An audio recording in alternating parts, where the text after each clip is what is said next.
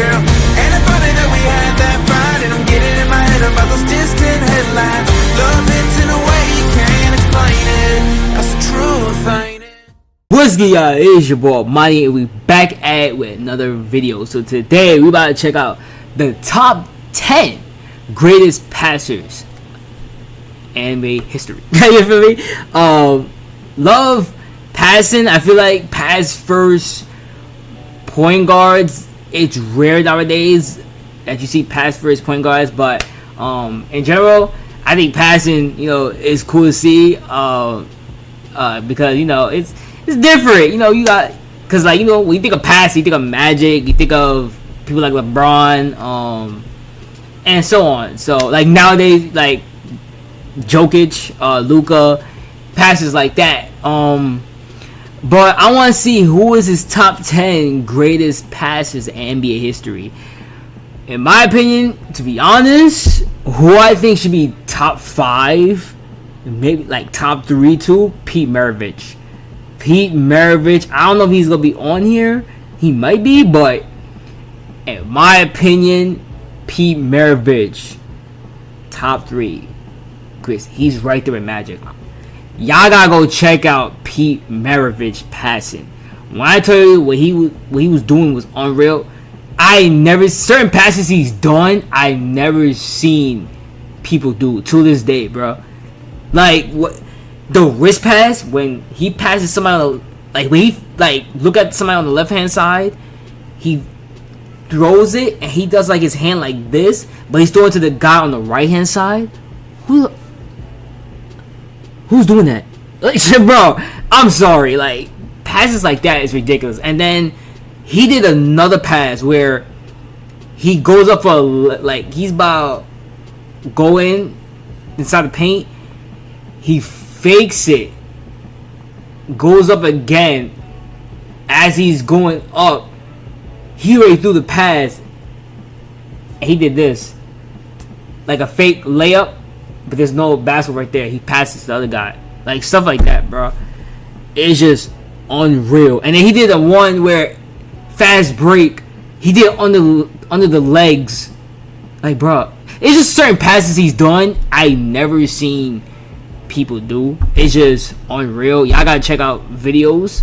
I'm probably gonna leave the link in the description. Like, that video where I've seen the passing from. But it was just unfreaking real. Like, he needs more respect, Pete Maravich. He needs a lot more respect. Because if it wasn't for him, there wouldn't be Magic Johnson. I'm not gonna lie. Because like Magic Johnson said, some of the passes, he tried to, he was looking at Pete Maravich and everything. So, before Jason Williams, before Magic, Pistol Pete. So, I know y'all probably think I'm crazy because I put him like top 3 or like right there with Magic, but bro, y'all gotta check out his passing, bro. It's just crazy.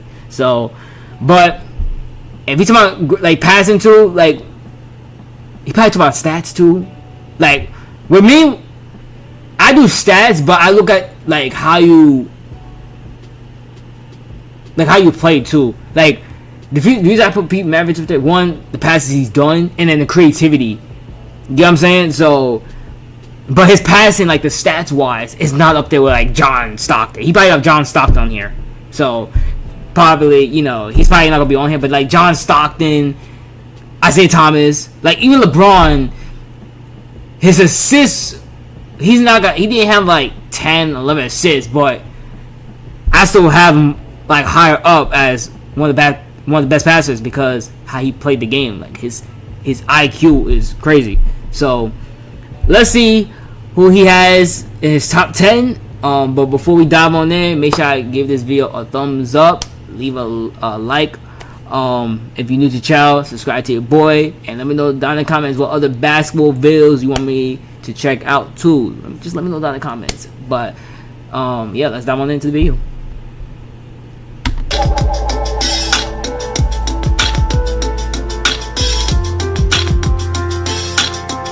So in my opinion, my list is a little bit different, but I want to see what his Today's topic is one that I'm sure is going to have many people in their feelings. Just who are the top 10 greatest passers in That NBA pass is history? crazy. Well, I can't provide you with an objectively correct list, but I can give you my list based on my knowledge of NBA history and based on the criterias on which I'm ranking the list. So let's get into them. The first category is facilitating that leads to winning, because if it's not helping you Okay. be successful, then literally, what's the point? Okay. Second is the player's assist per game average, both in terms of their peaks and over the course of their careers. Third is their assist to turnover ratio, because getting a lot of assists isn't simply the best outcome if the player John Stockton is definitely gonna be on his list. Yeah, you talk about. I get what he's saying. If you do all this passing and you're not winning championships, what's the point? Will you have Jason Williams on there? I mean, even though, I mean, he did win a championship with the Heat, so, but I don't know. That's hard. I don't think he'll was have incredibly Williams on sloppy there. with the basketball while doing it. Fourth is court vision and execution. How good was the player's ability to find the open man on the court and deliver him the ball with accuracy in a timely fashion? And the fifth and final category is longevity. It's one thing to be one of the best facilitators in the game for some time, but it's another level entirely Steve to be Nash might able be to on do here it too. for an entire era or two. One of the most effective floor generals in the game. Obviously, the fact that he played in the 1960s probably doesn't help his case much either, seeing how most of his dimes weren't even caught on film. With that being said, there's no question that the Big O was the most dominant giver of his era, as he led the NBA in assists per game a whopping 7 times in his career, Crazy. and had an amazing career average of 9.5 per game. Unfortunately, the NBA did not track turnovers for individual players until the start of the 77 to 78 season, which naturally means that we can't gauge how clean his assist to turnover ratio was. But based on his reputation from his peers in that era, we can at least make the was a pass. assumption that it's pretty solid. As impressive as he was, he had some natural limitations of his era working against him, so I'll have to settle for the 10th spot on this list. Number 9, Bob Cousy. Back when Cousy? this man Okay. played, and back when his Celtics dominated Celtics the won league, championships, so- he was seen as an absolute savant with the basketball, which was why he was properly given the nickname the Houdini of the hardwood. Although he never once One thing I averaged like at about Johnny Arnett, he's bringing up history. I feel like nowadays, when you bring up somebody from the past, people are like, no, that don't count. He was a plumber. You can't do that. But I feel like everybody just looks at 80s and now, 80s till now, and forget the 70s, the 60s. So it sucks in a way, but you know, people bring up history, but like they were history, man. Like Oscar Robertson, you know what I'm saying? constituted an assist was a bit more specific at that time. Regardless, he led the NBA in assists per game a whopping 8 seasons straight, getting as high as 9.5 per game in 1960. He was certainly a much flashier passer than Oscar Robertson, but in a way that's similar to the Big O, he has the limitations of his era working against him, like the lack of certain statistics and the lack of available footage. And because of this, I have a difficult time ranking him any higher than this spot on my list. Number 8, Nikola Jokic. What's amazing is that this guy is still in his 20s, yet he's already this high on my list. That's crazy. The Joker's ability to find his open teammates and deliver them the rock with extreme precision is his passing's rivaled by crazy for a very big few. man. At this point, he's easily the greatest passing center that I've ever seen. And the fact that he's nearly been able to average as high as 10 assists per game in a season, while not being the player consistently bringing the ball up the court, is truly remarkable to say the least. In my opinion, that aspect elevates him quite a few spots when determining the rankings. There's almost no type of pass that the Joker can't make. as he has the strength and precision to be an all-time great outlet passer. He's an okay. amazing lob passer, Dude, and he is his absolutely vision remarkable is at crazy. facilitating from the post. Like, he knew. As his court He's awareness seen it and his before it high happened. offensive IQ makes it often appear as if he's got eyes in the back of his head. Number 7, Isaiah Thomas. He was the leader of the bad boy Thomas. Detroit Pistons, who won back-to-back championships in 1989 and 1990, and he did it as an intimidating dual threat, who could score and distribute at will. The passing aspect is usually one of the more underappreciated aspects of his game, and if it wasn't for John Stockton, he would have the highest single-season assist per game average in NBA history when he had 13.9 in the 84-85 season. Without his incredible playmaking ability, the Pistons wouldn't have been perennial contenders in the Eastern Conference. Some of his incredible passing was overshadowed by the fact that he played in the same era as Magic Johnson. But make no mistake, Isaiah was elite at making quick, split-second decisions with his facilitating. Number 6, LeBron James. What players like the Joker lack in longevity, LeBron has several times over. He's only led the NBA in assists per game once in his 21-year career, but by the time his career is done, he may be as high as second all-time on the NBA's total assists list. LeBron has the offensive IQ and the court awareness to find the open shooter as soon as they have a second of daylight. The vast majority of his career has been as a forward, but that hasn't stopped James from usually operating as the team's floor general. Personally, I don't see LeBron as a pass-first player, like many of his fans like to claim, because although he gets plenty of assists, he's still usually among the league leaders in shots attempted per game. But you could argue that that makes his assist numbers even more impressive, considering how he could be routinely competing for the assist title if he was just a little less aggressive when it comes to his own scoring. It's a unique case, but without a doubt, it's worthy of a spot. Number 5, Chris Paul. Simply put, CP3 has one of the highest offensive IQs in the history of the NBA, as his elite playmaker. He got. If you talk about accolades, I'm surprised he put Chris Paul. No, Chris Paul's a great passer. He's a great passer, but okay. Have contributed to his teams being frequent playoff competitors. He's led the NBA in assists per game 5 separate times in his career, getting as high as 11.6 in 2008.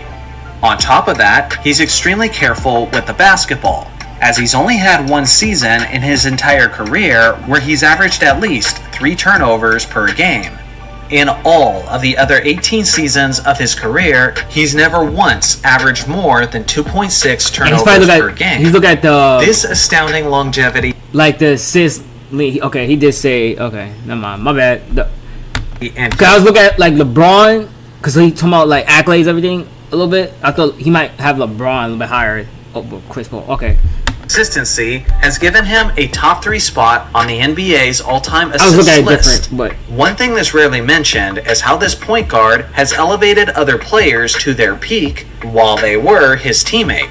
Players like David West, Tyson Chandler, and DeAndre Jordan all experienced their best seasons while that was a Chris Paul good, fun was feeding team, them. man. Clippers with Blake Griffin, Lob City, yo. You already knew the Number circus 4, was in town. Steve Nash. He's a 2-time Steve MVP Nash. winner, and he was the leader of the famous 7-second offense that focused heavily on transition basketball, split decision-making, and perimeter shooting. During his prime, he was the standard of a floor raiser, and the ultimate example of a guy who makes his teammates better. With the Phoenix Suns, Dude, I was watching Nash a led the video of him NBA in the assists other per day. game on 5 separate occasions, getting as high as 11.6 in 2007. This was also He's Rick Barry's favorite point guard. He was saying Rick Barry was saying about Steve Nash. He's the only player he's seen that can do the same passes with both hands. I was like, damn, that's crazy. Also a time when the NBA was averaging less points league-wide. One can only imagine the kind of facilitating numbers he would average today if he played in this modern era. Even during times of chronic back pain, Nash remained among the league leaders in assists per game, and his impact on the game is still felt to this very day, as his fast pace and perimeter-focused approach has now become the standard in this modern league. No, yeah, I Number think 3, Jason. even the Suns in general, like the pick and roll, like I feel like the Suns too back then they paved the way. You see how they play like the pick and roll. You can see that on the modern era, like right, like nowadays, you can see like kind of similar to like the Phoenix Suns. Jason Kidd. This 6'4" point guard was utterly mesmerizing with the basketball, as he Jason could make Kidd. specific passes with a perfect amount of spin that it would make your jaw hit the floor. He was incredible in transition and was one of the most precise and accurate lob passers in the history of basketball. He was regularly averaging high assist numbers during the lowest scoring era of modern history. In total, he led the NBA in assists per game 4 times, getting as high as 10.8 in 1999. He was the engine that drove the New Jersey Nets offense, and thanks to his solid leadership and tremendous playmaking, he was able to lead the Nets to the NBA Finals twice in the 2000s. If the fate of the universe is on the line, and I have to make the most accurate pass that I can possibly make, then Jason Kidd just might be my choice. Number 2, John Stockton. Okay. To this day, this guy is still the NBA's all-time leader in total assists, and frankly, it's not even close, as Nah. he has a lead over I've seen his stats. It was 1990. He had like 14 points with like 14 assists, bro. I'm like, bro, he had like that stats. If you compare that to Steve Nash MVP stats, bro, it looked a little bit better, bro. It was crazy. Like John Stockton, very underrated as a point guard. Like people should respect John Stockton more. I feel like the reason why people don't talk about him too because like he's very basic. Like he's just, it's not no flashiness to his game. He's just a simple point guard. Like, you know, he sees a player, just passes it. Carmelo, pick and roll, passes it. Like it's just basic. It's not like flashy like how you see like Jason Williams or like Magic. You know what I'm saying? Or Steve Nash. Like they do like a little flashy pass behind the back and all that stuff. So I feel like because of his game, it looks boring. I feel like that's why people don't put him. Like people don't really like talk about him as much. So that's my opinion. But if you see his stats, bro, point guard for real. second place, that's equivalent to 5 seasons worth of leading the NBA in assists. He was never the most flashy or a highlight-worthy passer. As See, he loved I just to said run that. the pick and roll with Karl Malone throughout the late He's not 80s flashy and 1990s. point guard. He wouldn't often make your jaw hit the floor with his routine yet intelligent passes, but no one could argue against its effectiveness. He just as passed Stockton just led to, the you know, win the NBA game in and assists per game for 9 straight seasons, from 1988 to 1996. Out of the 6 seasons with the highest assists per game average in NBA history, John Stockton has 5 of them, which is utterly insane. One of the common narratives that you hear today is that he didn't have a left hand, and to that I say, damn. He was really just that much better than almost everyone else with only his right. Before I Word. get into the number 1 spot, here's my list of honorable mentions. Oh, we Should got any honorable of these mention. players Okay, have hold made the on. Jason Williams, Pete Maravich. Like I said, Pete Maravich, Jason Williams. Of course, you got white chocolate on there. Rondo, Parker, Westbrook, because of like the stats. Yeah, I get it. Bird, Wilt, because he led the league in assists as a center, so I get why he has Wilt on here. Tyrese Halliburton, okay. Scott Styles, league in assists. He had 30 assists in game record. Yeah, he had 30 assists in the game. That's a record right there. So I see why he put him on here. Rod Strickland, Nate. Okay. Gary Payton. Okay. Bill Walton. He's missing. What's his name? Sabonis. I'll put Sabonis on here too.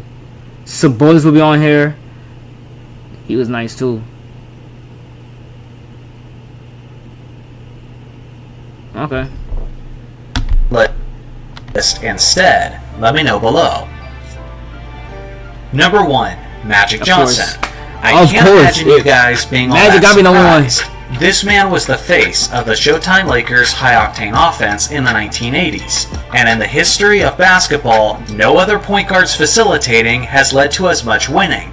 He led the NBA in assists per game in 4 separate seasons, and to this day, he still has the highest career average in NBA history, at an amazing 11.2. You won't find a better example of a guy who made his teammates better than Magic Johnson. Sure, he had plenty of Hall of Fame talent like Kareem Abdul-Jabbar and James Worthy, but even in the few instances where he didn't have the talent to support him, Magic was historically great. Like in his rookie season in Game 6 of the 1980 Finals, where he won the game with his remarkable playmaking even without Kareem Abdul-Jabbar in the lineup. Or how about the 1991 Finals, where his 2 best scoring options, Byron Scott and James Worthy, were both out with an injury. Yet Magic still finished Game 5 with 20 assists, which... God damn. 16 points, 20 assists, 11 rebounds, bro. no other player has done before in NBA Finals history. Speaking of which, of the top 5 games in Finals history with the most assists, Magic Johnson has all 5 of them. He had the averages, he had the precision, he had the vision, and he had the numbers. The only thing he really didn't have was longevity, which is fortunate for everyone else, because in that hypothetical scenario, it wouldn't have been even close. So what do you guys think? Who on the list was too high and who was too low? I look forward to hearing your thoughts in the comments section below. Thanks for watching as always, make sure to like and subscribe for more basketball content, and I'll see you guys in the next video. Okay, this was a good video. Let me know down in the comments, what would you change your top 10? Like, who would you have, for me, as your top 10? Like, let me know. Matter of fact, let me know down in the comments your top 10 greatest passers in NBA history. I want to see. But I get what he's saying when it comes to passing in NBA history. He's looking at stats like related to championships. So I get it. And then the assists, most assists, in the season and stuff like that. So I get John Stockton. Of course, he's gonna be on there. Steve Nash, Jason Kidd, Magic. That's understandable. Chris Paul. I thought he's gonna have LeBron over Chris Paul because LeBron with the championships. So, but yeah, and then he had Cousy and then Oscar Robertson. They had championships. So, but I look at those two. Me personally, I look at those and I look at like actual passing. So, but if you talking about like just actual like passing, if you take out stats and everything, I think the list would be a little bit different. But I like how you did honorable mentions like Pete Maravich, Jason Williams, because they're great passers. But I get what he's saying, lead to a championship, lead to accolades and everything. So I get it, makes sense. Magic number 1, get it, I get it. So but let me know down in the comments who on your list is like top 10. Like I said, do you think certain people should be changed in his video? Do you have, let's say, LeBron higher? Do you have LeBron lower? Do you have somebody else come into the top 10, take somebody out from his top 10 like Cousy or whatever? Let me know down in the comments your top 10 greatest passers. Let me know too what your thoughts on pass first point guards. Do you think there should be more pass first point guards nowadays in the NBA? Do you think that's done? But yeah, let me know all that in the comments, and let me know down in the comments too what y'all want to see next. If you're new to the channel, subscribe to the boy. Have a good day, stay safe. I'll see y'all in the next video. Peace out.